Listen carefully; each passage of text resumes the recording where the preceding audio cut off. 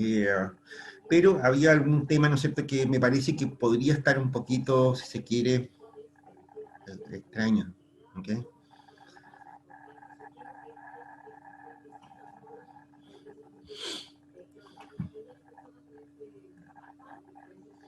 Bien, lo que habíamos dicho, ¿no es cierto?, era que una de las formas en que se controla el impacto ambiental de la actividad productiva, ¿no es cierto?, había sido a partir de grandes acuerdos internacionales, ¿no es cierto? Y habíamos explicado el caso, el ejemplo, ¿no es cierto?, de los bonos de carbono, ¿ok? La tendencia, ¿no es cierto?, como les digo, ¿cómo se llama?, a asignar incentivos de mercado a los recursos ambientales, y una tendencia bastante sólida, bastante robusta. Y habíamos dicho, ¿no es cierto?, creo, no, ni me acuerdo, me dirán si efectivamente fue así, les había dicho, ¿no es cierto?, que el caso, ¿no es cierto?, por ejemplo, de los recursos pesqueros, ¿no es cierto?, es un caso también en que se asigna, en que se le asigna un papel eh, asignador de recursos, vale la redundancia, ¿no es cierto?, al mercado, en el caso de los derechos de pesca, por ejemplo. En el caso del agua también pasa más o menos lo mismo, en el caso chileno, ¿no es cierto?, en muchos países del mundo, ¿no es cierto?, pasa más o menos lo mismo. Ante un recurso que se hace escaso, ¿no es cierto?, entonces se asigna este recurso de alguna manera a través de un mercado, se construye un mercado, ¿ok? Ustedes habrán notado, ¿no es cierto?, de que en los mercados, ¿no es cierto?, si se quiere, pueden construirse, ¿ok?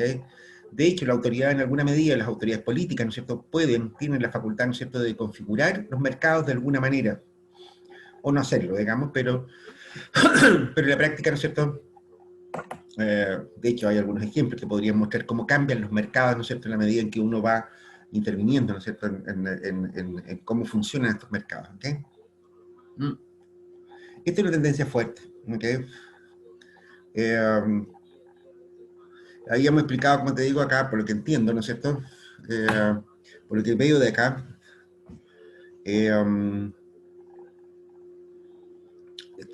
habíamos explicado el funcionamiento de los bonos de carbono, ¿ok? Los bonos de carbono son un buen ejemplo, ¿no es cierto?, de lo que estábamos diciendo. En la clase anterior habíamos estado viendo qué cosa. Bueno.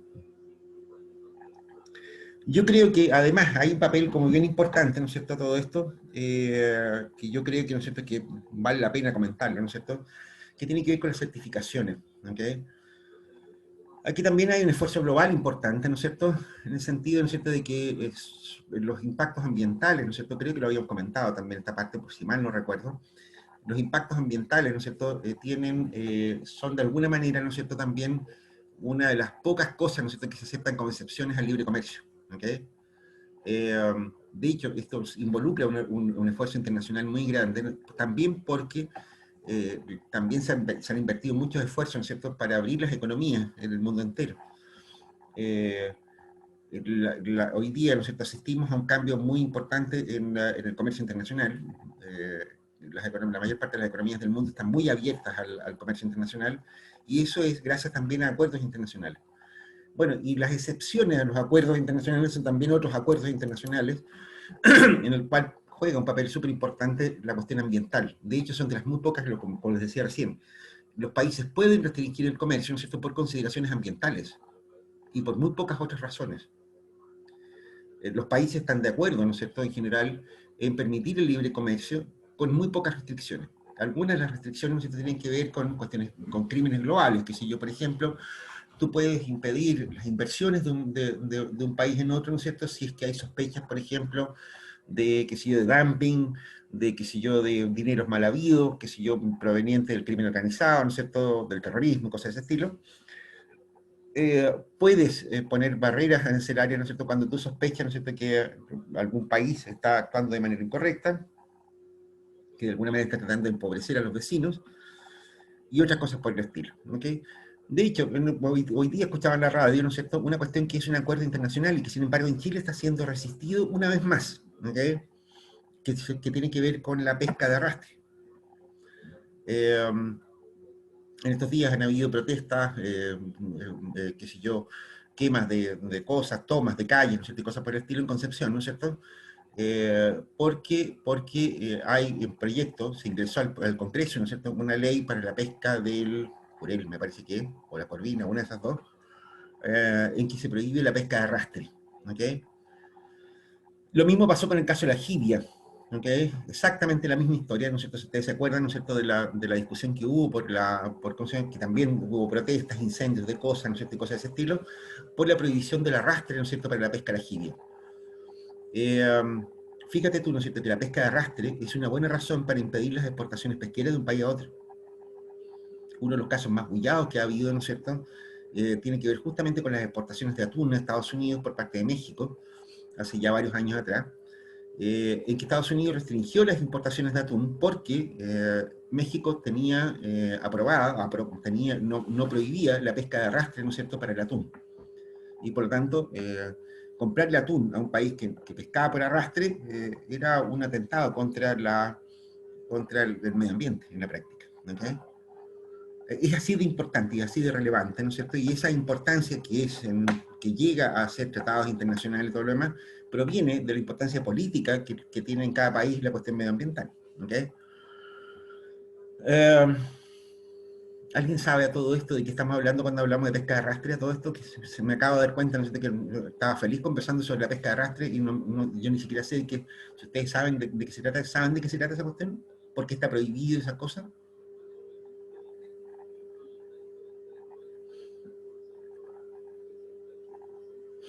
El silencio lo tengo que interpretar como que si saben y que seguimos nomás, o que no tienen la más remota idea y hay que explicar un poco. Yo no tengo mucha idea de qué es, profe. Ah. Bueno, lo que ocurre, ¿no es cierto?, es que algunos métodos de pesca, ¿no es cierto?, suponen, ¿no es cierto?, lanzar mallas al mar, ¿no es cierto?, que tienen pesos, ¿ok? Sobre todo en aguas de poca profundidad, ¿no es cierto?, estas mallas, ¿no es cierto?, se pueden tirar al mar, ¿no es cierto?, sin que floten.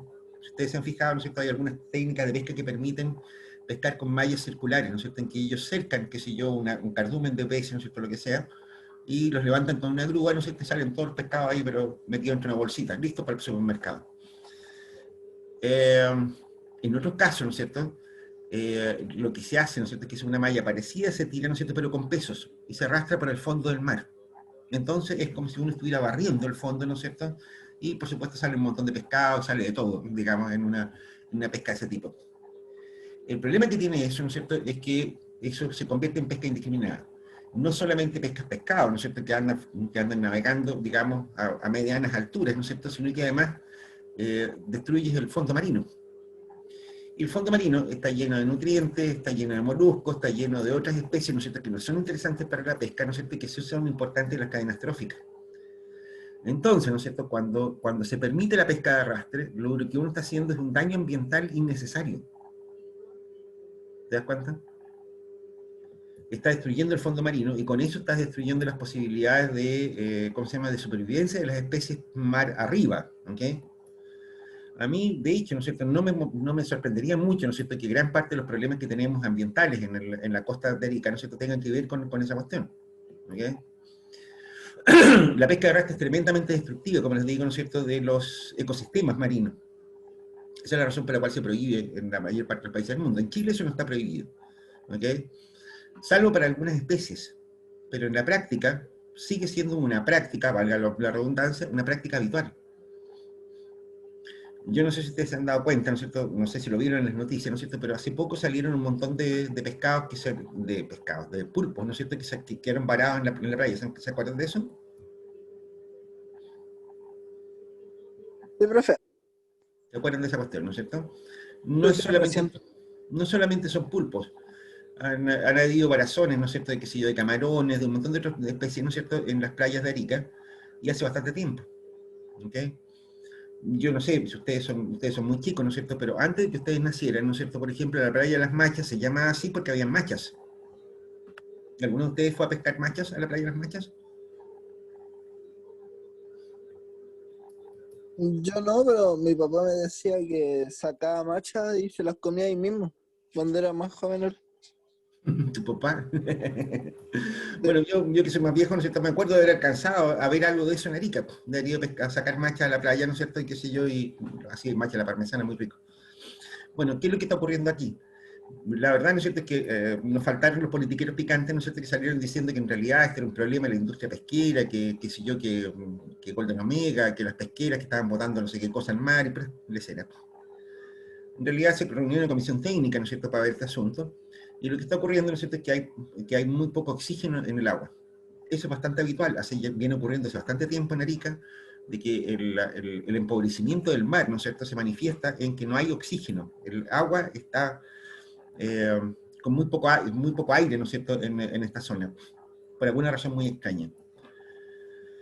La explicación que se ha dado, ¿no es cierto?, es la proliferación de ciertas microalgas que impedirían, ¿no es cierto?, qué sé yo, la circulación de aire, que consumirían el oxígeno del agua y que por lo tanto eso corta el aire, ¿no es cierto?, al resto de las especies marinas, y eso explica la variación de pulpos. La pregunta es ¿por qué proliferan las microalgas? ¿Por qué proliferan las microalgas?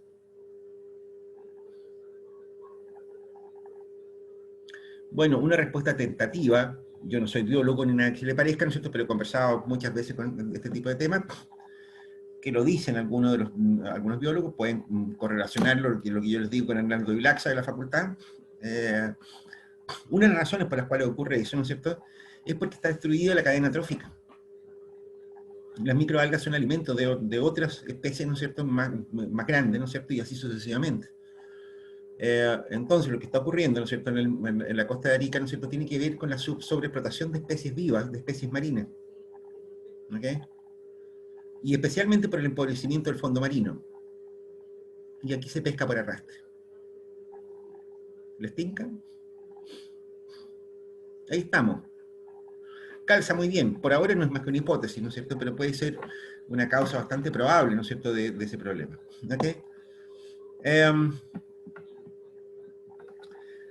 Bueno, pero eso es solamente un ejemplo. Hay muchísimos otros efectos, ¿no es cierto?, hay muchas otras prácticas ambientalmente dañinas, ¿no es cierto?, que están prohibidas en el comercio internacional. Qué sé yo, hoy día la producción de equipos refrigeradores con fluorocarbonato, nada, tampoco. También está prohibido. Y otras cosas por el estilo, ¿okay? Que si yo comercializar vehículos que usen benzina con plomo también está prohibido, en fin. Hay un montón de cosas, ¿no?, que están siendo prohibidas. Y esto descansa fundamentalmente en regulaciones internacionales, ¿ok?, que a su vez, ¿no es cierto?, son posibles de instalar, ¿no es cierto?, porque hay apoyo político de los países, ¿no es cierto?, dentro de los países para hacer cosas como esa, para prohibir el comercio internacional, ¿ok? Eso descansa fuertemente, ¿no es cierto?, en la valoración que le dan las personas a la calidad ambiental de los procesos productivos. Y aquí aparece el problema de trazabilidad, ¿ok? ¿Cómo sabemos que un producto es ambientalmente sustentable? Bueno, eso se hace a través de certificaciones.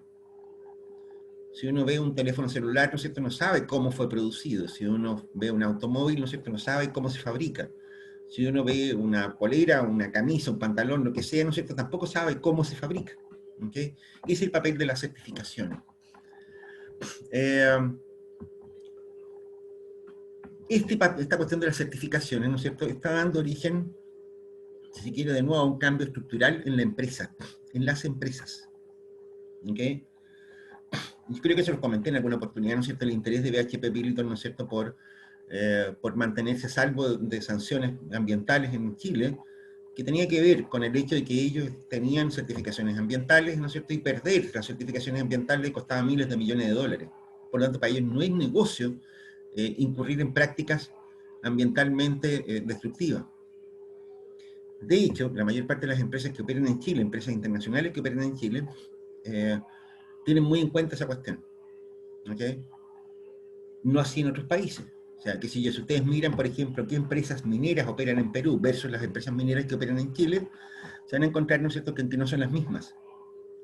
Mientras en Perú operan empresas chinas, mexicanas y de otras partes del mundo, en Chile operan empresas canadienses, australianas y norteamericanas y europeas. La razón, ¿no es cierto?, es justamente porque Chile tiene un buen sistema de trazabilidad, es creíble, ¿no es cierto?, en sus certificaciones, y por lo tanto, en Chile se puede producir en base al nivel de los estándares internacionales apropiados para el comercio internacional libre. ¿Okay? Cuidado con ese tema, ¿no es cierto?, es un temazo. ¿Okay? Y no se aplica solo a la minería, por supuesto, se aplica a un montón de otros ambientes. ¿Okay? Y aquí aparecen, como dijéramos, si se quiere, dos problemas y una solución, digamos. ¿Okay? La certificación, ¿no es cierto? Por supuesto, abarca un montón de etapas de un proceso productivo. Que si para producir un auto, ¿no es cierto?, se necesita mirar desde que si yo, desde cómo se explota una mina, ¿no es cierto?, que va a servir para producir metales, que va a servir para producir, qué sé yo, partes y piezas, ¿no es cierto?, que va a servir para armar autos, que va a servir para vender autos. O sea, es una larga cadena, ¿no es cierto?, de procesos productivos, ¿no es cierto?, que tienen que certificarse. En los últimos años, ¿no es cierto?, también ha aparecido la idea, ¿no es cierto?, de certificar el abandono y disposición, ¿no es cierto?, de las faenas. La minería también, ¿no es cierto?, cuando presenta sus proyectos mineros de explotación, ¿no es cierto?, tiene que presentar planes de cierre y abandono. ¿Qué significa eso? Significa, ¿no es cierto?, que si una compañía minera explota un yacimiento mineral, ¿no es cierto?, la concesión de esa compañía minera la obliga también a presentar por lo menos un plan, ¿no es cierto?, para cerrar y abandonar la mina cuando se acaba el mineral. De esa manera los impactos ambientales, ¿no es cierto?, son también transitorios. Es decir, si tú haces un hoyo en un cerro, sacas el mineral y después tapas el hoyo, ¿no es cierto?, y dejas todo como estaba, ¿no es cierto?, entonces los impactos ambientales tienen una duración además acotada en el tiempo. ¿Ok? En otros procesos industriales, ¿no es cierto?, eso significa también preguntarse qué es lo que pasa con los residuos. ¿Ok? Es decir, ¿no es cierto?, si nosotros compramos computadoras japonesas, ¿no es cierto?, qué sé yo, y que son construidas, diseñadas, fabricadas, ¿no es cierto?, con procesos ambientalmente sustentables, ¿no es cierto?, todavía queda la pregunta de saber qué es lo que pasa cuando la computadora ya no se usa y cuando hay que botar la basura. ¿Hay reciclaje de los componentes o no? ¿Ok? Esa es la primera gran pregunta. ¿Se puede reconstruir, ¿no es cierto?, qué sé yo, se puede devolver, si se quiere, el proceso, ¿no es cierto?, a un proceso productivo de nuevo? ¿Se pueden reutilizar algunos componentes? ¿O simplemente vamos a tirarlo como basura en alguna parte? Ese problema, ¿no es cierto?, es un problema obvio, ¿no es así? De hecho, ¿no es cierto?, qué sé yo, si usted... Lo comentamos, el caso de los autos japoneses en Arica, ¿no es cierto? ¿O no? Sí, Bueno, ese es un ejemplo, ¿no es cierto?, de lo que acabamos de decir. El punto está, ¿no es cierto?, en que eso da origen, ¿no es cierto?, a un concepto que está muy de moda en la actualidad, ¿no es cierto?, que es lo que llaman la economía circular. ¿Ok? O economía de sistema cerrado, ¿no es cierto?, etcétera, llámelo como quiera, ¿no es cierto?, tiene hartos nombres, ¿no es cierto?, pero aquí en Chile se ha popularizado como economía circular. ¿Ok? Y hay muchos subsidios y muchos incentivos, ¿no es cierto?, para desarrollar círculos en la actividad empresarial. La idea, ¿no es cierto?, acá, ¿no es cierto?, es limitar al mínimo, ¿no es cierto?, los residuos industriales, ¿no es cierto?, y propiciar, si se quiere, la neutralidad de los procesos productivos. ¿Ok? Esta tendencia, ¿no es cierto?, a la economía circular, por llamarla, por tener este nombre, ¿no es cierto?, Uh, reitero, este nombre, ¿no es cierto?, es el nombre popular que se le da en Chile a esta idea, ¿no? De hecho, en algunos trabajos de los que ustedes tienen en este momento en la plataforma, en la internet, se va a hablar de economía de sistema cerrado. ¿Ok? Esa es la gran tendencia en la actualidad. ¿Ok? La tendencia en la actualidad, ¿no es cierto?, es a que las empresas, ¿no es cierto?, se preocupan de todas las etapas del proceso productivo, ¿no es cierto?, incluso hasta el reciclaje, ¿no es cierto?, de los productos que ya no están siendo utilizados. ¿Ok? Eso lleva, creo que también lo había comentado, ¿no es cierto?, a la cuestión de a una economía más concentrada en los servicios. ¿Okay? Esencialmente, ¿no es cierto?, ese es uno de los efectos más importantes que yo destacaría, ¿no es cierto?, de esta idea de la economía circular. En general, ¿no es cierto?, una manera, ¿no es cierto?, de hacer que la economía sea circular, en realidad, ¿no es cierto?, es que la gente no compre cosas, no compre cachureo, ¿no es cierto?, sino que más bien perciba servicios. ¿Ok? Creo que les conté el caso de las pilas, por ejemplo, ¿no es cierto? Las pilas, crecientemente, ¿no es cierto?, se están obligando a los fabricantes de pilas en muchas partes del mundo a reciclarlas. Eso significa, ¿no es cierto?, que, como ocurría en los países europeos hace ya más de 10 años, la gente, ¿no es cierto?, en realidad cambia pilas viejas por pilas cargadas. En la práctica te están vendiendo solo la energía, porque te estás reponiendo el envase. ¿Se dan cuenta, ¿no es cierto? La venta de energía portátil, ¿no es cierto?, hoy día es lo que hace la fábrica de pilas. Lo que está haciendo, ¿no es cierto?, es entregar energía portátil. No vende pilas. Eso mismo se hace con los automóviles en Europa. En Europa hay fuertes subsidios a la compra de autos nuevos, ¿no es cierto? Porque los autos nuevos cumplen mejores estándares ambientales, etcétera, ¿no es cierto? Porque el auto cuando se pone viejo también contamina más, etcétera, etcétera, ¿no es cierto? De modo tal de que hoy día en Europa, ¿no es cierto?, es muy frecuente que tú te encuentres con familias, ¿no es cierto?, que están pagando regularmente, mensualmente, ¿no es cierto?, una cuota por el auto. Cuando terminan de pagarla, ¿no es cierto?, entonces ya tienen ganas de tener un auto nuevo, ¿no es cierto?, entonces entregan el auto viejo, ¿no es cierto?, reciben un auto nuevo, ¿no es cierto?, y siguen pagando lo mismo. En la práctica lo que están haciendo entonces es disponer de un sistema de transporte personalizado, ¿no es cierto?, que lo tienen parado en la puerta de la casa. Si ustedes se dan cuenta. Las personas nunca compran el auto, ¿no es cierto?, sino que siempre están teniendo un auto nuevo, ¿no es cierto?, o con muy poco uso, ¿no es cierto?, a disposición, por una módica suma mensual. ¿Ok? Esto mismo, ¿no es cierto?, como les digo, se está llevando a casi todos los ámbitos de aplicación. ¿Ok? Si ustedes se fijan, hace poco Samsung, ¿no es cierto?, sacó una campaña, ¿no es cierto?, en que les dice, mire, súbase un Samsung S21 y traigan su teléfono viejo, no importa la marca. ¿Qué está pasando ahí?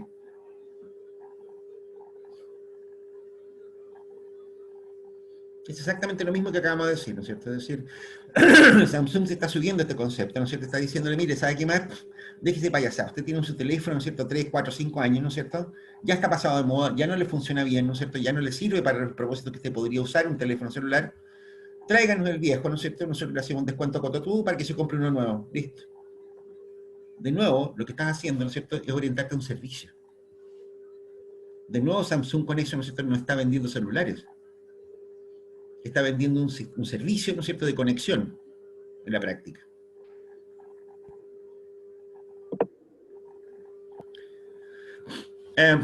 Esta idea de la economía circular, ¿no es cierto?, como les digo, es una fuente de inspiración para mucha gente, a la gente se le están ocurriendo unas burradas increíbles, ¿no es cierto?, y también es muy entretenido. ¿Ok?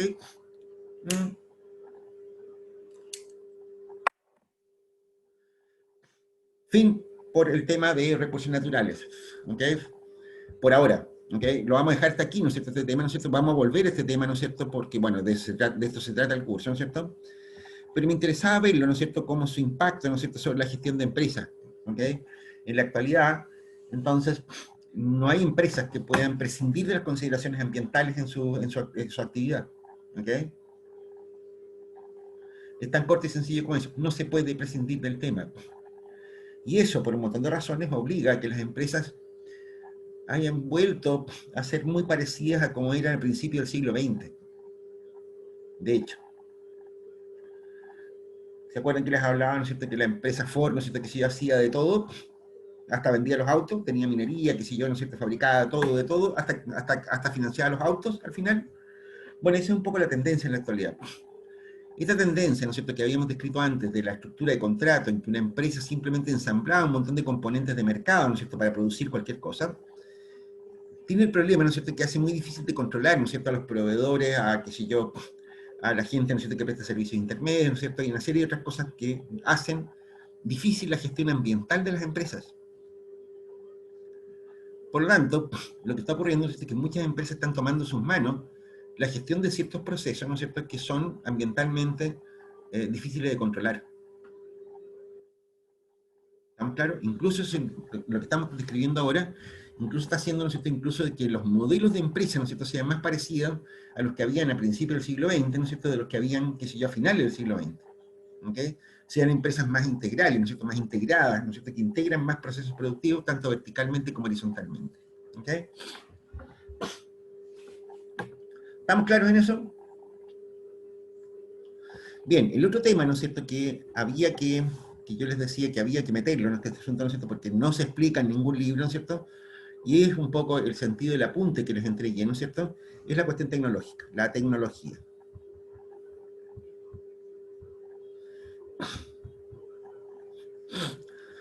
En la mayor parte de los modelos, ¿no es cierto?, de empresas, ¿no es cierto?, que si la teoría de la empresa, hablar de modelos, ¿no es cierto?, casi siempre confunde a la gente. Pero casi siempre, ¿no es cierto?, en la teoría de la empresa que ustedes pueden encontrar en la literatura económica, ¿no es cierto?, qué sé yo, se van a encontrar, ¿no es cierto?, con que a esta cuestión de la tecnología se le da como muy poca pelota. ¿Ok?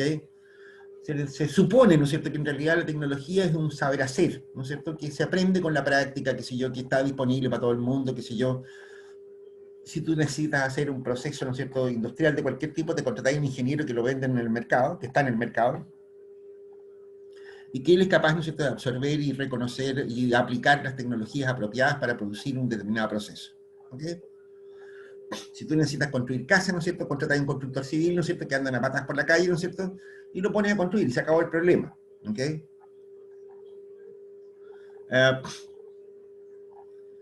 Y así. Esa es un poco la hipótesis base, ¿no es cierto?, de los libros de texto. El conocimiento tecnológico es de libre disposición. Cualquiera aprende las tecnologías que fueran necesarias, ¿no es cierto? Y en la práctica, ¿no es cierto?, significa que la tecnología está ampliamente disponible para todo el mundo. Si a una empresa se le ocurre una idea genial, ¿no es cierto?, entonces rápidamente la van a copiar. Por lo tanto, ¿no es cierto?, no hay mayor restricción al uso de tecnología. ¿Ok? Este punto se ha cuestionado y se ha discutido severamente hace unos 40 años, más o menos. En realidad, ¿no es cierto?, el punto no es viejo, ¿eh? O sea, es más viejo todavía. Y ya en la década de los 60, ¿no es cierto?, el señor Joseph Schumpeter, ¿no es cierto?, decía que en realidad la competencia de mercado, ¿no es cierto?, no era por precios, como dicen los modelos económicos convencionales, sino más bien por tecnología. ¿Ok? No sé, o sea, piénsenlo de la siguiente manera. Yo estoy haciendo clase acá con un computador, con un notebook. ¿Ok? Este notebook, ¿no es cierto?, cuesta un poco más de $1000. ¿Ok? Cuando yo llegué a Arica, hace como 30 años atrás, ¿no es cierto? Voy a cumplir 30 años el próximo año, mira qué cosa, a todo esto. Hace 29 años atrás, cuando yo llegué a Arica, yo llegué con un computador. Yo también tenía un computador cuando llegué a Arica, ¿no es cierto? Y era de los pocos profes que tenían computador en la casa. Chúpate esa. Mi computador de esa época, ¿no es cierto?, era un computador de última arruga. Última arruga. Tenía esta impresora de matriz de puntos. Adivinen cuánto tenía en RAM ese computador.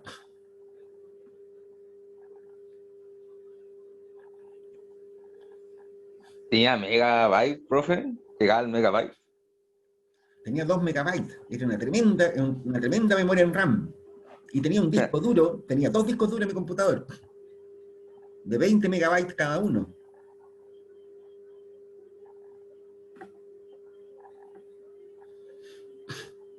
Chúpense esa. Tenía monitor, ¿no es cierto?, de fósforo blanco. O sea, daba 2 colores y nada más. Blanco y negro. Y plomo, dependiendo de la densidad de los píxeles. ¿Okay? Hubo que adaptarlo para ponerle Windows. Porque no era capaz de... No, sí tenía Windows. Pero era un Windows muy básico.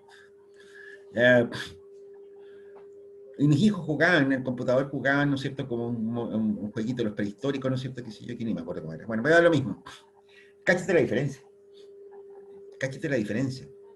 Hoy día mi teléfono celular tiene mucho más capacidad que el computador que yo tenía en esa época. El teléfono celular tiene mucho más capacidad que ese computador.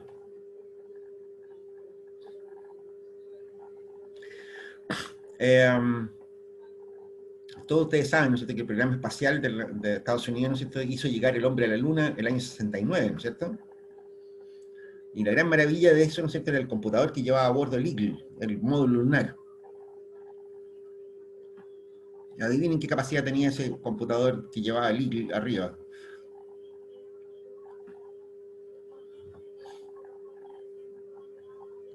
Creo que estaba por los bytes en ese tiempo. Tenía la misma capacidad de un teléfono de los antiguos, de esos Nokia chiquititos, ¿no es cierto?, que servían para hablar por teléfono nomás. Esa era la capacidad computacional que tenía el módulo lunar Eagle y con el que llegaron a la Luna, nada de cosa.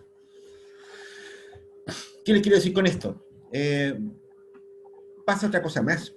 Cuando yo compré ese computador con el que llegué a Arica, ¿no es cierto?, me costó más o menos lo mismo que me costó este, más o menos $1000. El computador no cambia de precio, lo que cambia es de calidad.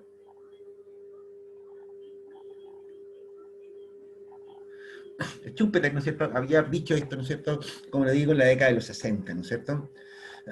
De hecho, de ahí sale un concepto que se usaba mucho ahora, ¿no es cierto?, que es lo que él deben llamar, ¿no es cierto?, lo que se conoce como la destrucción creativa. La destrucción creativa, ese es el concepto. La idea, ¿no es cierto?, es que no es que las empresas, ¿no es cierto?, traten de desplazar a otras empresas produciendo más barato o vendiendo más barato, sino que sacan productos de mejor calidad. Aquí aparece la diferencia, ¿no es cierto?, a todo esto entre la obsolescencia técnica y la obsolescencia económica. ¿Ok? Técnicamente, cuando yo boté mi computador, ¿no es cierto?, porque tuve que botarlo, el computador estaba perfectamente operativo. Funcionaba perfecto, no tenía ningún problema. El problema es que estaba obsoleto tecnológicamente.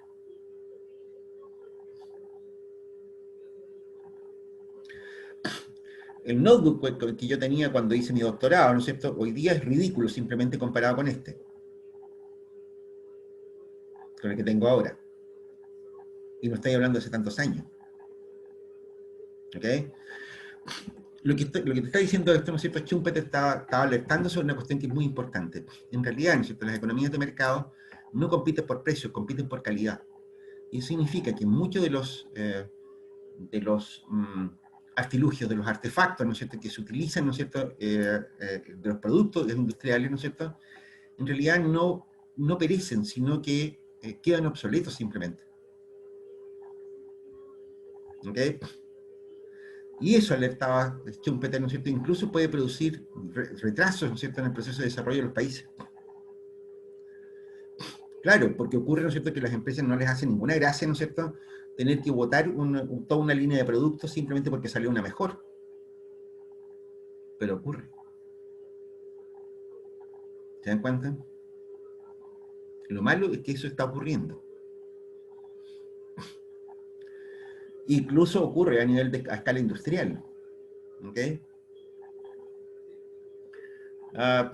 Una anécdota, si quiere, que les puede servir. Cuando yo volví de hacer mi doctorado, de mi estudio de doctorado, porque tenía pendiente la tesis, eso ocurrió en el año 2005, 2006, por ahí. Con unos amigos nos juntábamos, qué sé yo, a conversar, porque hacía mucho tiempo que no nos veíamos, y nos encontramos con un tipo, ¿no es cierto?, que era gerente zonal, ¿no es cierto?, que estaba metido entre medio del lote, gerente zonal de Telefónica. Y yo ya sabía lo que estaba pasando en Europa con Telefónica. Se estaba encontrando, ¿no es cierto?, con el cambio tecnológico y estaba quedando obsoleta por todos lados. ¿Okay?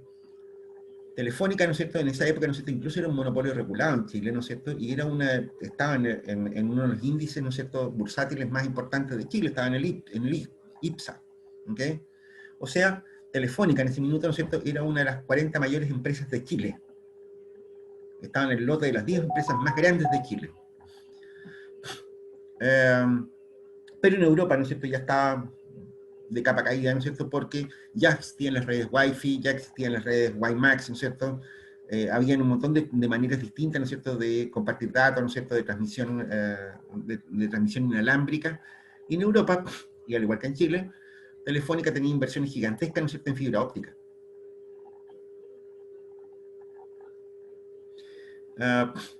Y yo con el tonto inocente, en realidad de inocente, no pensaba insultarle nada que le parezca, ¿no es cierto?, le pregunté hasta al gerente nacional, le dije si no estaban preocupados por el futuro, o sea, yo decía, bueno, puta, a ti te quedan 5 años de pega como mucho.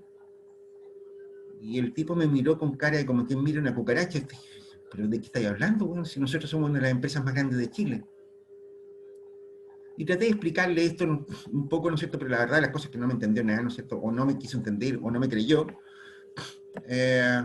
Y nada, lo dejamos pasar. Te estoy hablando, ¿no es cierto?, del año 2015, 2005, 2006, más o menos. O sea, hace 10 años atrás. O sea, un poco más, 15 años atrás.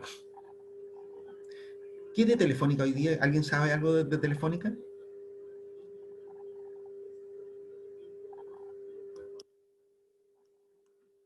Creo que al final se quedó en pura España, ¿no, weón? Se quedó en España Telefónica. No se vuelve con otro mercado de otros países. Chitos. Telefónica desapareció. Pero Votaron la creo marca. que lo compró Movistar No o es como eso. que algo Se así. cambió de nombre. Sí, se había fusionado algo así. Se cambió de nombre. Telefónica, ¿no es cierto?, desarrolló un montón de productos, ¿no es cierto?, que tratando de sobrevivir, ¿no es cierto?, y desarrolló Terra, por ejemplo, un sistema de portales multimedia, qué sé yo, ¿no es cierto?, que le fue como el ajo. Y después desarrolló una división de telefonía celular, Movistar. ¿Ok?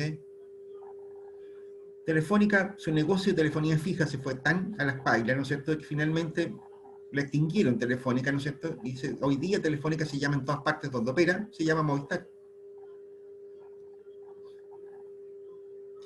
Y hoy día Movistar en Chile y en cualquier parte del mundo es una más de las empresas de telefonía celular que pueden haber. Está lejísimo de ser una de las más grandes empresas de Chile. No tiene nada de más grande. Es poco más que una pyme hoy día. No, no es tanto como una pyme, digamos. Pero es una empresa mediana, ¿no es cierto? Una empresa que no tiene mucha importancia, ¿no es cierto? Desde el punto de vista económico, no tiene ninguna importancia, porque opera además en un mercado súper competitivo. El monopolio regulado, ¿no es cierto?, de ellos, ¿no es cierto?, se fue a la punta del cerro, directamente. ¿Se dan cuenta? Hoy día, Telefónica es una de las empresas grandes en telefonía celular. Comparte lugar con Claro, con Entel, por ahí. Por ahí anda. Sería todo. La fibra óptica hoy día se usa solo para transmisión en larga distancia. Nadie está pensando en cablear con fibra óptica a las ciudades, más que como un producto medio de lujo. Eso se llama, chanchitos, destrucción creativa. ¿Ok? Lo que está ocurriendo ahí, ¿no es cierto?, es puro cambio tecnológico. Y tiene una característica, ¿no es cierto?, que es capaz, ¿no es cierto?, de destruir por completo, ¿no es cierto?, tecnologías vigentes, ¿no es cierto?, útiles, digamos, que funcionan, por otras que son todavía mejores, ¿no?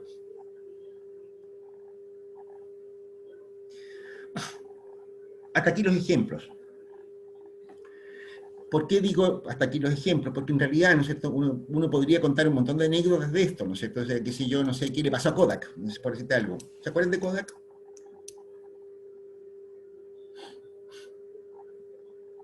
¿Alguien se acuerda de Kodak? Una empresa que se escribe así. Yo creo que fue la que imprimía fotos. La que imprimía fotos, ¿no es cierto? Mira el recuerdo que tiene este otro. La que imprimía fotos. Kodak era un gigante industrial, ¿no es cierto?, ubicado en Rochester, en Estados Unidos, que fabricaba cámaras fotográficas, películas fotográficas, prestaba servicios de revelado de películas, hacía películas para cine, hacía placas radiológicas. Era un gigante industrial. Adivinen qué más inventó Kodak.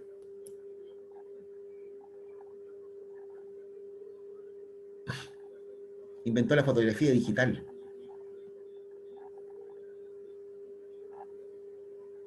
La primera cámara digital es Kodak. Y Kodak dijo, no, muy mala calidad de la foto, esa weá no sirve para nada, ¿cachai? Vendieron la licencia. Kodak, hace ya 2 años, ¿no es cierto?, quebró. No existe más. Se acabó. Corto y sencillo, ¿ok? Como esos, miles de ejemplos más, ¿no es cierto?, que uno podría citar, ¿no es cierto?, de cambio técnico. En realidad, ¿no es cierto?, el cambio técnico, ¿no es cierto?, hoy día parece ser un patrón.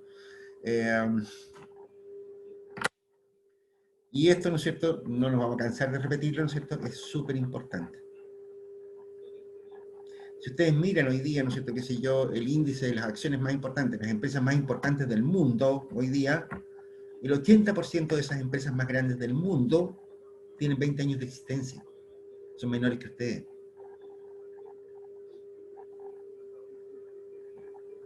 Hasta no hace mucho tiempo atrás, ¿no es cierto?, las grandes empresas, ¿no es cierto?, eran empresas centenarias que llevaban, no sé, trabajando 100 años, ¿no es cierto?, cumplían 100 años como quien cumple uno, ¿no es cierto? Y eran grandes empresas muy tradicionales. Ahí estaban las grandes siderúrgicas, las compañías industriales, ¿no es cierto?, General Motors, ¿no es cierto?, que se yo, Caterpillar, US Steel, ¿no es cierto?, que se yo, las petroleras, ¿no es cierto?, que se yo. Ese tipo de empresas eran las más grandes del mundo. Hoy día, esas empresas están como en la segunda página de la lista.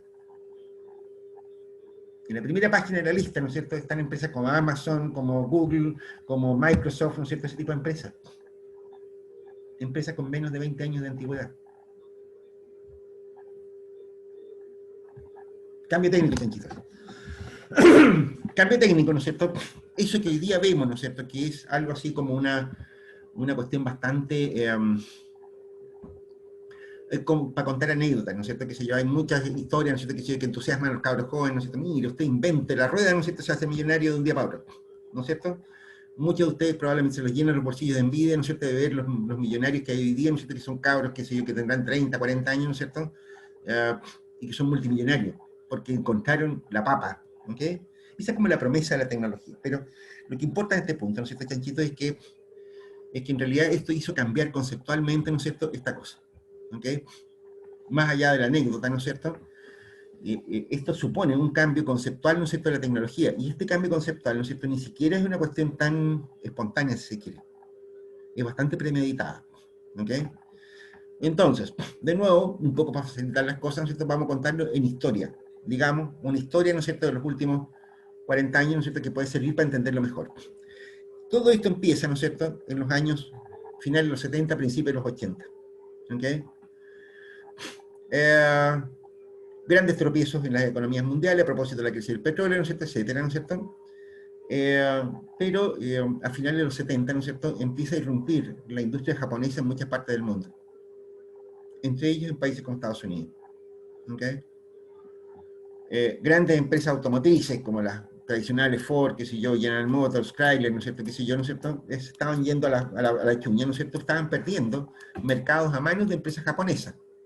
Ahí llegó Toyota, Nissan, Honda, ¿no es cierto? Marcas que para ustedes son familiares hoy día, ¿no es cierto? Pero para los norteamericanos eran autitos chinos. De hecho, esos autos no tenían la presencia que tienen hoy día. O sea, hoy día un Honda, ¿no es cierto?, es un auto súper lujoso, grande, con motores gigantescos, y que sé yo qué, ¿no es cierto? En esa época, la gran estrella, ¿no es cierto?, de Honda era el Honda Civic, un autito de 1500 centímetros cúbicos de cilindrada, ¿no es cierto?, un autito chiquitito, ¿no es cierto?, qué sé yo, muy económico, mononito, ¿no es cierto?, qué sé yo, pero era una paila, ¿no es cierto?, era un cosito chico, casi como para estudiantes de hoy día. ¿Okay? Lo mismo pasaba en otras líneas electrodomésticas. Grandes industrias, ¿no es cierto?, que se armaron en Estados Unidos, que sé yo, empresas como, que sé yo, General Electric, ¿no es cierto?, por ejemplo, fabricaban electrodomésticos. Aparatos como lavadoras, como refrigeradores y cosas de ese estilo, ¿no es cierto?, eran fabricadas por General Electric. ¿A ustedes les suena General Electric hoy día? ¿Qué hace General Electric hoy día?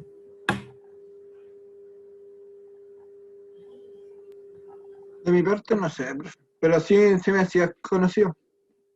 ¿Les suena, no es cierto? General Electric se retiró del mercado de productos de consumo hace muchísimos años. Hoy día está dedicada a fabricar, qué sé yo, motores para aviación, turbinas eléctricas, qué sé yo, plantas industriales, ¿no es cierto?, de un montón de cosas, ¿no es cierto?, pero no tiene nada que ver con la producción de electrodomésticos, los desplazaron por completo. Empresas como Zenith, Philco, Philips, ¿no es cierto?, grandes productores de electrodomésticos, ¿no es cierto?, en sus minutos empezaron a ser barridos de Estados Unidos, en beneficio de empresas como National, NEC, ¿no es cierto?, japonesa, Sony, JBC, cosas de ese estilo. JBC es un caso súper interesante. Una fábrica, una empresa, ¿no es cierto?, muy importante en la producción de electrodomésticos, radios, televisores, qué sé yo, ¿quién, no es cierto?, de la RCA, norteamericana. Y fundó su filial en Japón, ¿no es cierto?, que se llamó JBC, que significa Japan Victor Company. O sea, era la compañía japonesa Victor. Es lo mismo que RCA Victor, pero de Japón. ¿Ok? JBC, ¿no es cierto?, barrió del mercado a RCA, a la matriz.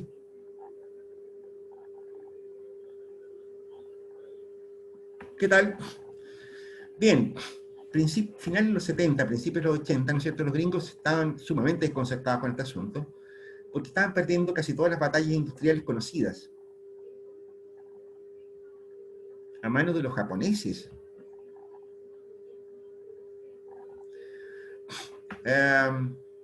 Pero además, ¿no es cierto?, un artículo, ¿no es cierto?, que se publicó en el American Economic Review, ¿no es cierto?, mostraba otra cosa muy curiosa. Estas empresas, ¿no es cierto?, que le estaban volando cualquier cosa, ¿no es cierto?, a las empresas norteamericanas, japonesas, ¿no es cierto?, tenían gerentes, ingenieros de fábrica, qué sé yo, diseñadores y qué sé yo qué, ¿no es cierto?, japoneses. pero en su gran mayoría formados en Estados Unidos.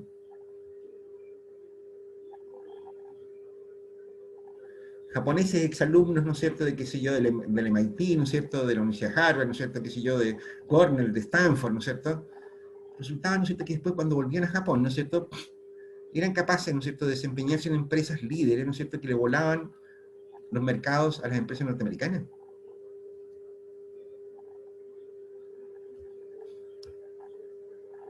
Gran pregunta. ¿No les suena raro todo eso, muchachos? ¿No es como para preguntarse qué diablos pasa ahí?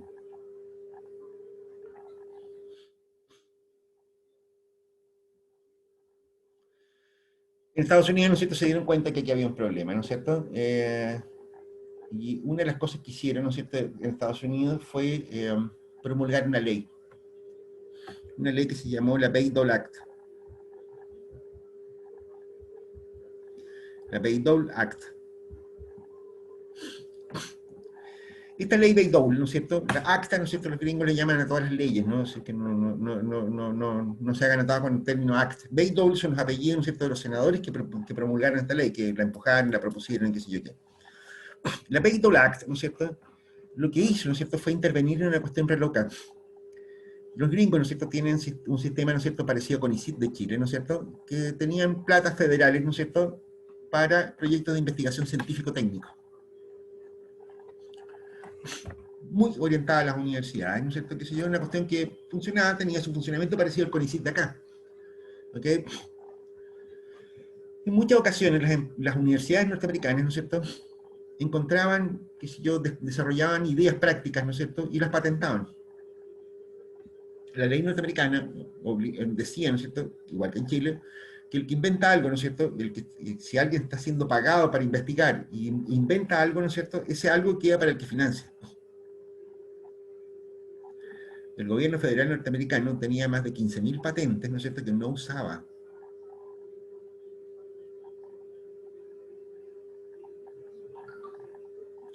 15.000 patentes industriales que no usaba.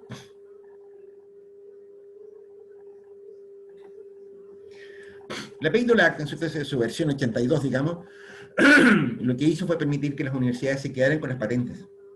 Es decir, si en un proyecto de investigación, ¿no es cierto?, que si yo sobre cualquier tema, ¿no es cierto?, una universidad descubría algo, ¿no es cierto?, se podía quedar con la patente. Se la apropiaba, la podía inscribir a su nombre y podía explotarla comercialmente. ¿Ok? La Bayh-Dole Act, versión 85, ¿no es cierto?, fue un pasito más allá. ¿Ok? Autorizó que cualquier fondo de investigación norteamericano permitiera, ¿no es cierto?, que la gente, ¿no es cierto?, se apropiara de ideas propias a través de proyectos de investigación fiscal. ¿Ok? Eso significaba, ¿no es cierto?, que si tú eras, por ejemplo, si tú vivías en Estados Unidos y eres contratista, ¿no es cierto?, de un proyecto del ejército norteamericano, por ejemplo, y si te ocurrió una idea genial, tú podías inscribir una patente, ¿no es cierto?, a nombre tuyo, personal. Podías aplicar los conocimientos desarrollados, ¿no es cierto?, en un proyecto, ¿no es cierto?, en la medida, ¿no es cierto?, que no, por supuesto que no develara cosas estratégicas de la defensa nacional y cosas de ese estilo, digamos, pero en cualquier agencia, ¿no es cierto?, federal norteamericana, ¿no es cierto?, podía ocurrir que alguien descubriera algo, ¿no es cierto?, para el que no estaba contratado, ¿no es cierto?, y eso lo podía declarar como creación intelectual propia. ¿Qué tal? ¿Alguno de ustedes cree que eso tuvo algún efecto? Digo, sí, profe, yo creo que sí tuvo harto efecto.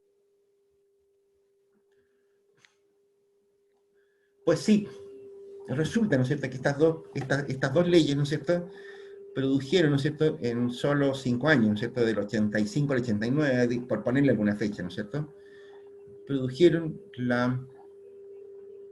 digamos, lo que se ha dado a llamar ahora la tercera revolución industrial o algo así, ¿no? Económicamente significa, ¿no es cierto?, que en la década de los 90, unos pocos años después de estas leyes, ¿no es cierto?, Estados Unidos vivió su mejor decenio económico de la historia, la década de los 90. En esos años, ¿no es cierto?, surgió la industria biotecnológica, surgió la industria nanotecnológica, ¿no es cierto?, la miniaturización de componentes, surgió la industria digital, todo lo que son las .com. se desarrolló Internet.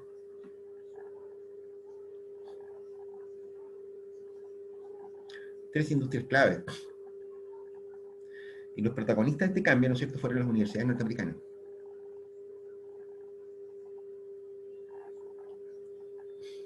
¿Cómo la ven? De hecho, Internet, ¿no es cierto? Internet, ¿no es cierto?, en realidad, creo que esto lo conté en alguna parte, ¿no es cierto? No sé si lo conté a ustedes. Pero ustedes saben, ¿no es cierto?, que Internet, ¿no es cierto?, en sus principios, ¿no es cierto?, en realidad era una red de respaldo digital, ¿no es cierto?, a los sistemas de defensa norteamericanos. Y lo que ocurría, ¿no es cierto?, que en el tiempo de la Guerra Fría, ¿no es cierto?, que si yo, toda esta paranoia por la guerra nuclear y que si yo, que, ¿no es cierto?, hacía muy frágil los sistemas de comunicaciones que estaban disponibles en esa época.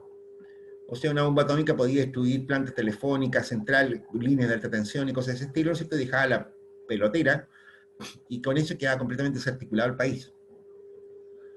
Entonces, el ejército americano, la defensa nacional, no el ejército, sino que el Pentágono, ¿no es cierto?, en este caso, que está el Comando Conjunto de la Defensa de Estados Unidos, desarrolló, ¿no es cierto?, una red de respaldo, ¿no es cierto?, digital, que requería antenas, cableados muy finos, qué sé yo, ¿no es cierto?, que tenía códigos, ¿no es cierto?, que permitían chatear, fíjate tú. Esa es la red de respaldo. En la red de respaldo, ¿no es cierto?, estaban algunos centros tecnológicos de universidades norteamericanas, principalmente Stanford, ¿no es cierto?, UCLA y otras más, ¿no es cierto?, de Estados Unidos. Científicos, gente que trabajaba en laboratorio, ¿no es cierto?, qué sé yo, ¿no es cierto?, que tenían acceso a esa red ARPANET, que se llamaba. ARPANET, ¿no es cierto?, tuvo que desarrollar varias cosas re locas. Tuvo que desarrollar un sistema de identificación de los puntos de acceso. Obvio. Si tú querías mandarle un mensaje, ¿no es cierto?, a un tipo que está a 1000 kilómetros de distancia, ¿no es cierto?, el dato tiene que saber a dónde tiene que llegar. ¿No es así? Por lo tanto, tiene una estructura de datos, ¿no es cierto?, que permite que sea el destinatario el que lea el mensaje y no otra persona. ¿Ok? Como se trataba de comunicaciones de defensa, ¿no es cierto?, se tuvo que desarrollar un sistema de seguridad, ¿no es cierto?, una encriptación. Un sistema, ¿no es cierto?, que permitía, ¿no es cierto?, que un mensaje se codificara de alguna manera a la salida, ¿no es cierto?, y se decodificara de la misma manera, ¿no es cierto?, a la llegada. ¿Ok? Se tuvo que desarrollar un lenguaje común, que hoy día ustedes lo conocen, se llama Java. Fíjate, ¿no es cierto?, que esos componentes, ¿no es cierto?, dieron origen a casi todo lo que hoy día es Internet. La red de comunicaciones, los sistemas de identificación son los protocolos IP. Las direcciones IP, ¿no es cierto?, son las mismas que se desarrollaron en la década de los 80 para ARPANET. El sistema de encriptación, ¿no es cierto?, es el que se utiliza para transacciones bancarias. La comunicación es segura. Cuando a ustedes les salen HTTPS, ¿no es cierto?, significa que es segura. Significa que los datos están encriptados punto a punto. ¿Se dan cuenta? Eso permite hacer transacciones bancarias, permite hacer comunicaciones privadas, ¿no es cierto?, pero un montón de cosas más, ¿no es cierto?, porque nadie puede, ¿no es cierto?, decodificar un sistema digital. Eso es absurdo. ¿Ok? Permitió desarrollar aplicaciones, ¿no es cierto?, de lectura común. El hecho de que ustedes puedan usar las mismas personas, ¿no es cierto?, el mismo navegador, las mismas plataformas, etcétera, etcétera, es porque hay un lenguaje de comunicación común entre los computadores. Nada de Internet existiría sin ARPANET.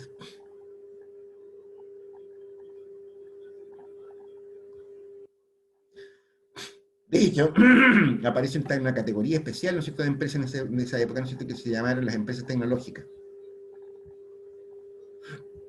Las empresas tecnológicas. Un índice muy importante en la bolsa norteamericana es el Nasdaq.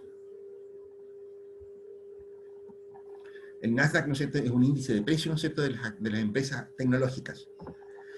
Apareció una categoría distinta de empresas, chanchitos. Una categoría distinta de empresas. Las empresas tecnológicas. estas empresas tecnológicas, ¿no es cierto?, han hecho maravillas. O sea, ustedes, que si yo hoy día probablemente estén preguntándose por qué diablos se produce una vacuna tan rápido, ¿no es cierto? O sea, ustedes ya saben que existe la edición de ADN, ¿no es cierto? Las tijeras de ADN, que ese tipo de cosas. Eso se pudo hacer porque se logró decodificar completo el genoma humano. Bueno, desde la década de los 70, ¿no es cierto?, que se estaba trabajando con miles de universidades en el mundo entero decodificando por partes el genoma humano. Una empresa de estas, ¿no es cierto?, lo logró en 2 años, con un buen algoritmo.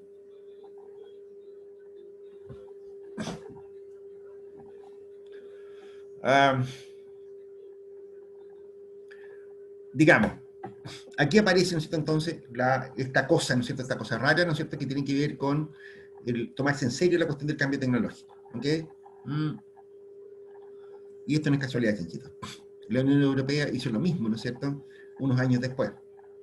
Hacia el año 87, 88, en Europa se copió la Bayh-Dole Act con los mismos resultados.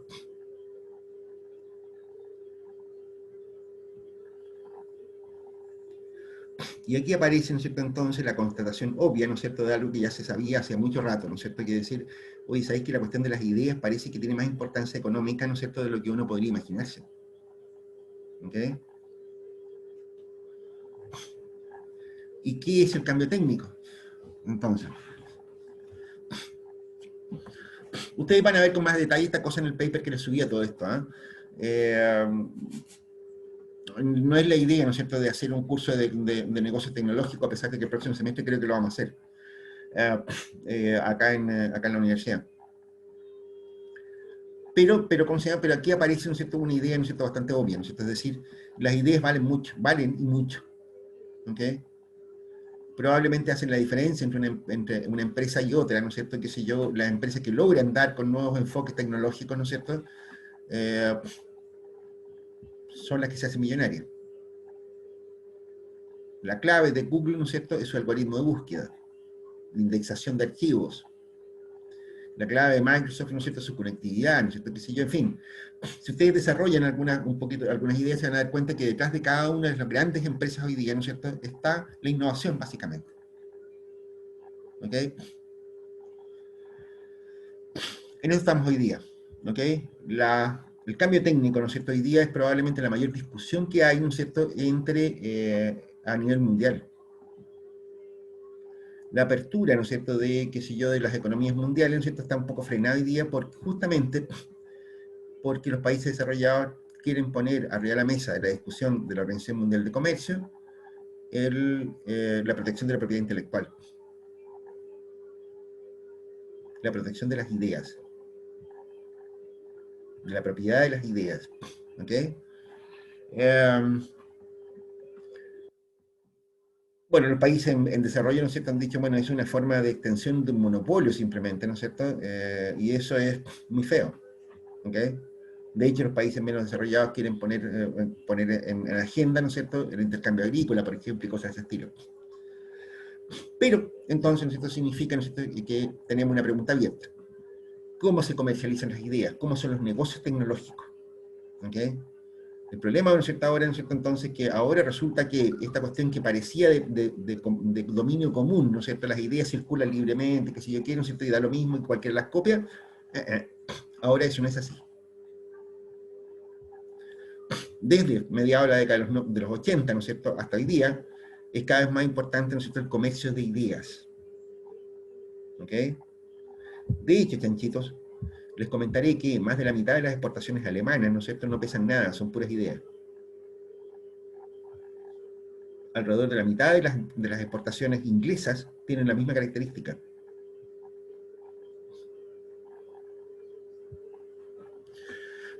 Por eso, vamos a hacer una breve descripción, ¿no es cierto?, si es que nos alcanza el tiempo, claro, de cómo se hace el comercio de ideas. ¿Ok?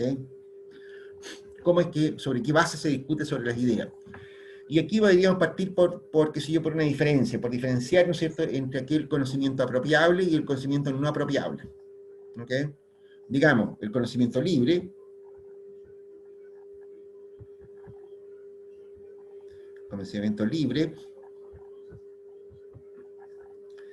y el conocimiento apropiable.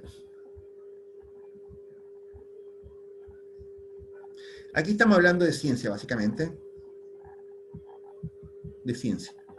Y aquí estamos hablando de tecnología.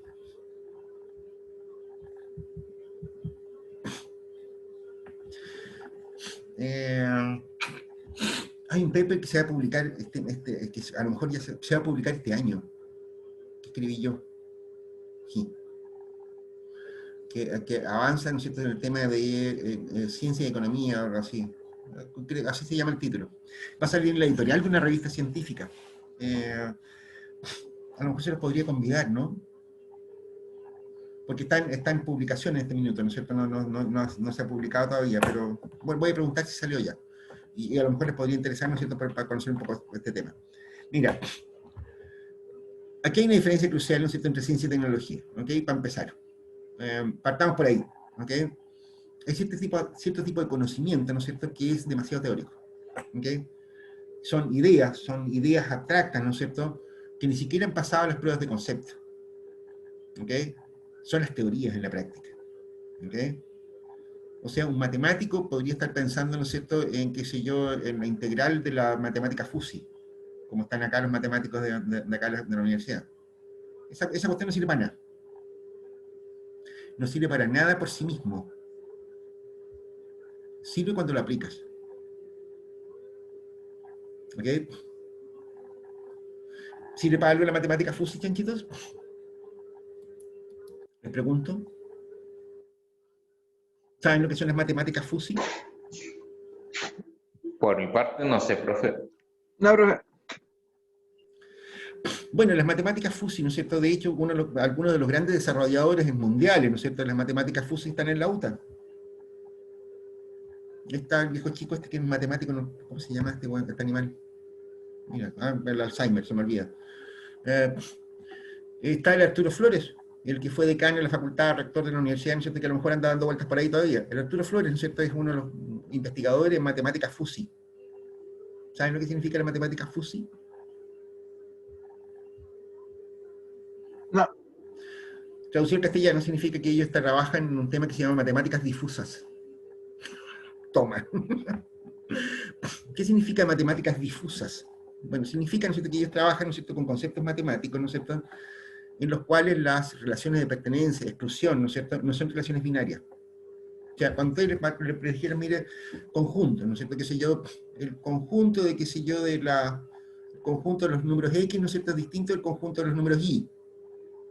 Si un número está en X, no está en Y. ¿No es así? O sea, una relación de pertenencia. O sea, el dominio de una función cuadrática, ¿no es cierto?, son los números naturales positivos. Si tú no eres un número natural positivo, no perteneces al dominio de las funciones cuadráticas. Listo, chao. ¿Ok? Está claro eso, ¿no es cierto? O sea, relación de pertenencia, no pertenencia, ¿no es cierto? Es una relación binaria. ¿Ok? Bueno, las matemáticas fuzzy, ¿no es cierto?, dicen que las cosas a veces no son tan así como suenan. O sea, esta polera está limpia, ¿no es cierto? Pertenece al conjunto de ropa limpia. Me la puse hoy día. ¿Sí? Respuesta, en realidad ni tanto, porque lleva varias horas puestas, ¿no es cierto?, que si yo ya no, a lo mejor no está tan limpia. Pero tampoco está sucia. O sea, no pertenece ni al conjunto de ropa limpia, ni al conjunto de ropa sucia. Es más o menos. Hay muchas cosas que en la vida, ¿no es cierto?, de hecho no son relaciones binarias, no están en un lugar o en otro. ¿Te das cuenta? Sino que más o menos pertenecen a una cosa y más o menos pertenecen a otra. Esa es la matemática fuzzy, chanchitos. ¿Qué les tinca? ¿Fenomenal o no? Tiene mucho sentido pensar en matemáticas fuzzy, ¿no? ¿Para qué sirve eso? Ahora pregunto.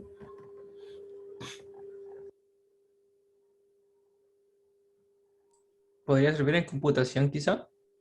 Por ejemplo, ¿para hacer qué? De hecho, Mm, computación trabaja con códigos binarios. 0, o 1. sea, como ahora está esto de la mecánica cuántica, No, pues la que, mecánica no me venga con cuenta, la mecánica cuántica no tiene nada difuso. Es impredecible, pero no difuso.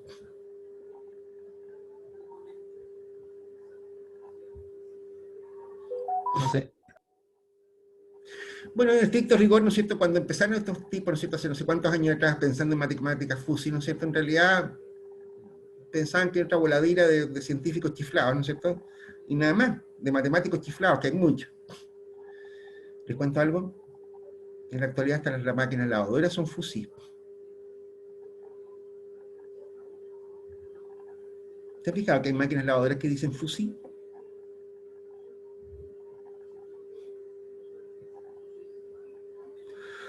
Les cuento por qué es eso. Ocurre, ¿no es cierto?, que las máquinas lavadoras automáticas, ¿no es cierto?, lavan hasta que la ropa está limpia. Pero de nuevo, está el problema, ¿la ropa estará limpia o no? Tú tienes que decirle cuán limpia. Porque la categoría limpio-sucio, ¿no es cierto?, no es una categoría binaria. ¿Cachai? Entonces la máquina tiene que ser capaz, ¿no es cierto?, de decir, ¿no es cierto?, de decidir en algún minuto, esta ropa está suficientemente limpia, y para el proceso.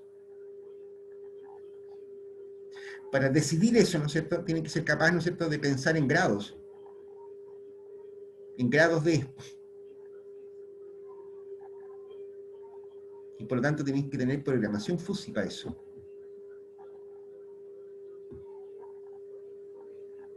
Matemáticas fuzzy se aplican en un montón de cuestiones, muchachos. O sea, cuando ustedes le aplican una escala Likert, ¿no es cierto?, qué sé yo, en psicología, están haciendo matemáticas fuzzy. Cuando usted le pregunta, mire, usted está muy de acuerdo, o califique de 1 a 5, ¿no es cierto?, qué sé yo, la siguiente afirmación, ¿no es cierto?, en que 1 es nada de acuerdo y 5 completamente de acuerdo. Están apelando a este concepto. Y la forma como se evalúa una respuesta de esa, ¿no es cierto?, arranca directo de la matemática fuzzy.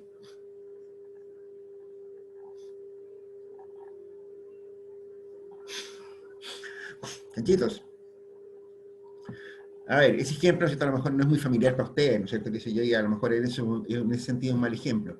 Piensen, ¿no es cierto?, qué sé yo, en Albert Einstein. Einstein, ¿no es cierto?, todo el mundo sabe quién es, ¿no es cierto?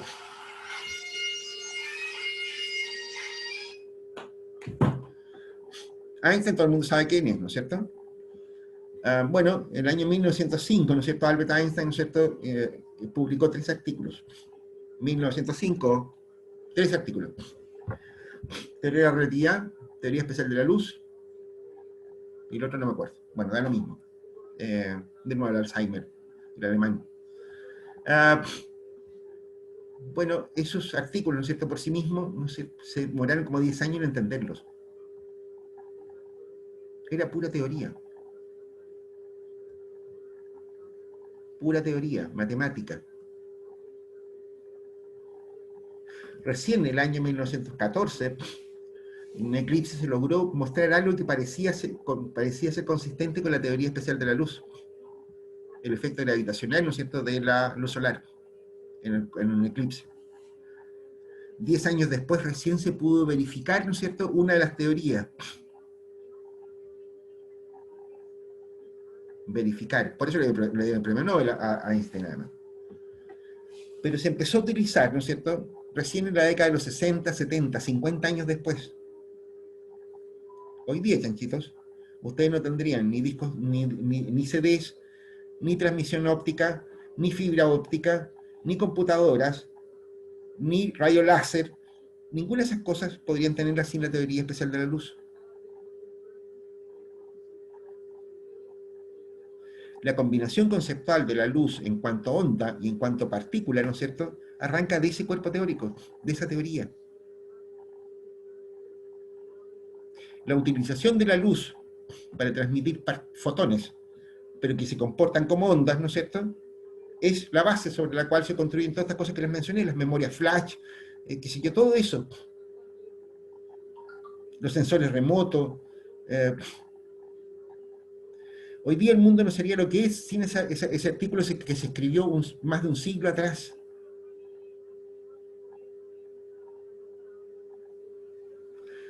Obviamente, nadie estaría pensando, ¿no es cierto?, en energía nuclear, que sé yo, cosas de ese estilo, ¿no es cierto?, sin de no haber sido, ¿no es cierto?, por la teoría de la relatividad.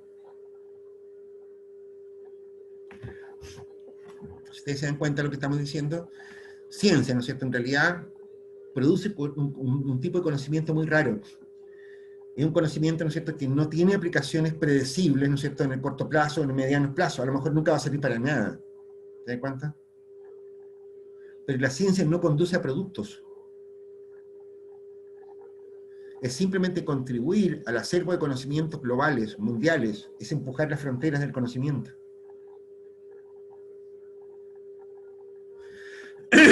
Por eso que la ciencia es libre. ¿Ok? Porque en realidad, ¿no es cierto?, la característica que debiera ser intrínseca a la ciencia, ¿no es cierto?, es la colaboración. Es la difusión de ideas, es la proliferación de la idea. De hecho, esa es la razón por la cual la producción de los científicos, ¿no es cierto?, son los papers. ¿Te das cuenta? Por eso la pega a los tipos que se dedican a la ciencia, ¿no es cierto?, es escribir cosas, papers, que los dan a conocer a todo el mundo. Porque no tienen, digamos, aplicaciones inmediatas, ¿no es cierto?, que uno pueda prever.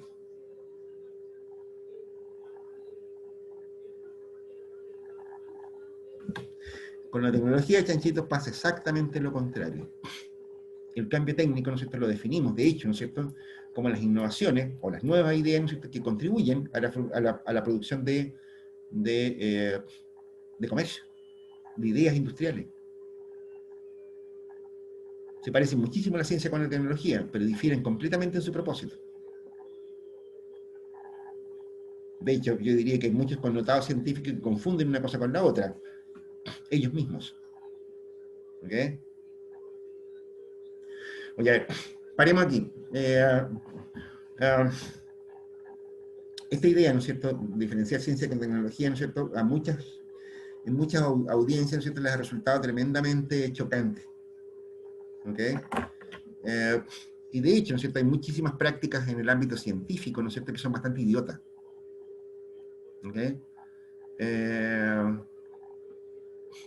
Hay competencia, qué sé yo, qué sé yo, entre los científicos hay mucha competencia, qué sé yo, ¿no es cierto? Hay mucha incomprensión, ¿no es cierto? Qué sé yo, hay muchos científicos que andan prometiendo más desarrollo, cambio tecnológico, no sé qué otras cosas más. La pega de ellos no es esa. Ellos no están produciendo tecnología, están produciendo ciencia. A menos que se cambien de barrio. Pero si quieren dedicarse a producir tecnología, entonces tienen que sujetarse a las reglas del juego, de mercado. Y ahí es donde vamos a entrar con la tecnología, ¿no es cierto?, como producto.